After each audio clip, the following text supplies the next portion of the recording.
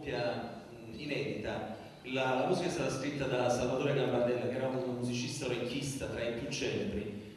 Si racconta che quando il maestro Vincenzo Bellini, credo, non vorrei sbagliarmi, abbia sentito la sua scala discendente di Furturella, ecco, quella lì, sentendo che, apprendendo che era stata scritta da un musicista orecchista, vuole regalargli un pianoforte perché studiasse la musica. E Salvatore Gambardella ha scritto delle canzoni bellissime, L'arte del solo, Guaranariello per esempio. Questa è stata scritta in coppia con Ferdinando Russo, guappo poeta, ma una canzone molto dolce, si intitola Quando tramonto su.